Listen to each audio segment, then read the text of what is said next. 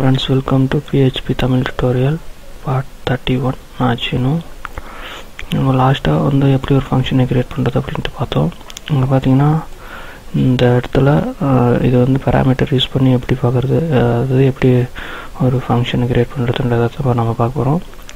நார்மலாக பார்த்தோன்னா இந்த ப்ராக்கெட்ஸ் அப்படின்றது கன்ஸ்ட்ரக்டார் அப்படின்னு சொல்லுவாங்க. நீங்கள் சி தெரிஞ்சவங்களா இருந்தால் இந்த கன்ஸ்ட்ரக்டார் பற்றி தெரிஞ்சிருக்கும். அதாவது இந்த கன்ஸ்ட்ரக்டர் பார்த்திங்கன்னா டிஃபால்ட்டாக சம் வேல்யூஸை வச்சுருக்கோம்.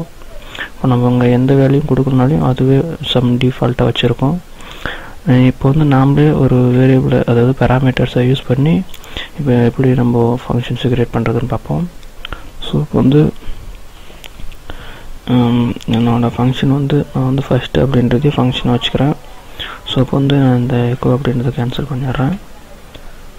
நான் வந்து டேரெக்டாக ஒரு வேரியபிள்ஸ் கொடுக்காதே ஆன்சர் அப்படின்ட்டு நான் ஒரு ஃபங்க்ஷன் வந்து நான் க்ரியேட் பண்ணுறேன்.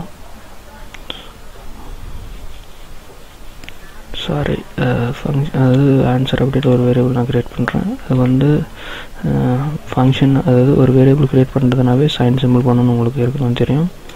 ஸோ இப்போ நான் வேரியபிள் 1, இந்த ஆன்சர் அப்படின்றதுல வேரியபிள் 1 அப்புறம் ப்ளஸ் பண்ணி அதே மாதிரி வேரியபிள் 2 அப்படின்னு 2 வேரியபிள்ஸ் நான் வந்து க்ரியேட் பண்ணியிருக்கேன். இந்த ஆன்சர் அப்படின்றத நான் கால் பண்ணேன்னா இந்த வேரியபிள் 1 வேரியபிள் 2 ரெண்டுத்தையும் நம்மளுக்கு வந்து ஆட் பண்ணி கொடுக்கும். ஆனால் நான் இந்த வேரியபிள் 1 வேரியபிள் 2 நான் எங்கேயும் அசைன் பண்ணல. பார்த்தோன்னா நம்ம வந்து எப்படி பண்ணுறதுன்றதை நான் சொல்கிறேன். இங்கே பார்த்தோன்னா நம்ம வேல்யூ வந்து ரிட்டர்ன் பண்ண சொல்கிறோம். ரிட்டர்ன் அப்படின்றது இது என்ன பண்ணணும்னா நம்மளோட ஆன்சரை வந்து ரிட்டர்ன் பண்ணணும்.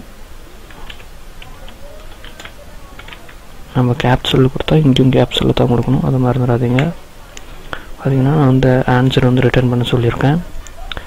இங்கே வந்து நான் ஃபங்க்ஷன் வந்து கால் பண்ணுறேன்.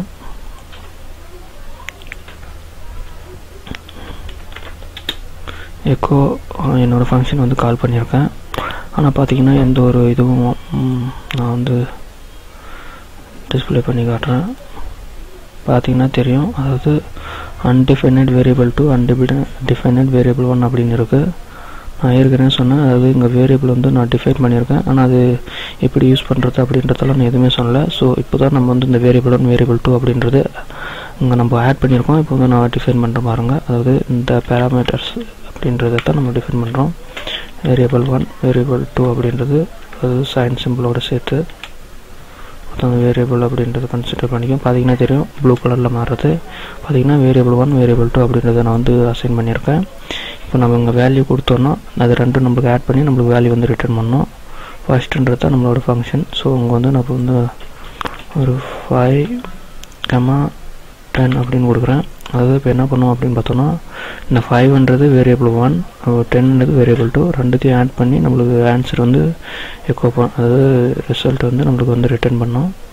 ஸோ நான் சேவ் பண்ணிட்டு இப்போ வந்து ரன் பண்ணுறேன் பாருங்கள். பார்த்தீங்கன்னா தெரியுதா 15 அப்படின்ட்டு வந்திருக்கு. நான் இங்கே வந்து இப்போ வந்து வேல்யூ மாற்றுறேன். இங்கே ஒரு 15 கொடுத்துட்றேன். இப்போ நான் சேவ் பண்ணிட்டு உங்களுக்கு மறுபடியும் டிஸ்பிளே பண்ணுறேன். பார்த்திங்கன்னா தெரியும் 25 அப்படின்னு வந்திருக்கு. ஸோ இந்த மாதிரி தான் நம்ம வந்து நம்ம வேரியபிள்ஸ், அதாவது இந்த பேராமீட்டர்ஸ் எல்லாம் நம்ம யூஸ் பண்ணி நம்ம ஒரு ஃபங்க்ஷன் வந்து க்ரியேட் பண்ணுறோம்.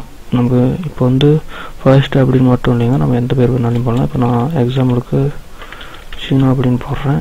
இங்கேயும் நேம் அதேமாதிரி சீனோ அப்படின்னு போட்டுருங்க. ஏன்னா நம்மளோட ஃபங்க்ஷன் வந்து சீனோன்றது தான் இப்போ இந்த இடத்துல ஃபங்க்ஷன், அதாவது வேரியபிள் 2 அப்படியே இருக்கும். நான் சேவ் பண்ணிட்டு மறுபடியும் இங்கே வந்து வேல்யூ மாற்றுறேன். 120 கொடுக்குறேன். இப்போ நான் சேவ் பண்ணிட்டு இப்போ ரன் பண்ணுறேன் பாருங்கள். பார்த்தீங்கன்னா தெரியும் 135 வந்திருக்கு. ஸோ இந்த மாதிரி தான் நம்ம பேராமீட்டர் யூஸ் பண்ணி ஒரு ஃபங்க்ஷன் வந்து க்ரியேட் பண்ணுறோம். இதை நீங்கள் ட்ரை பண்ணி பாருங்கள். இந்த ஃபங்க்ஷன் வந்து நம்மளுக்கு ரொம்ப முக்கியமானது.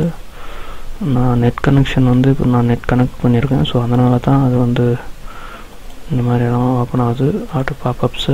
ஸோ நீங்கள் வந்து இந்த ஃபங்க்ஷன், அதாவது பேராமீட்டர் யூஸ் பண்ணி நீங்கள் வெவ்வேறு முறையில் வந்து நம்ம ஹேண்டில் பண்ணலாம்.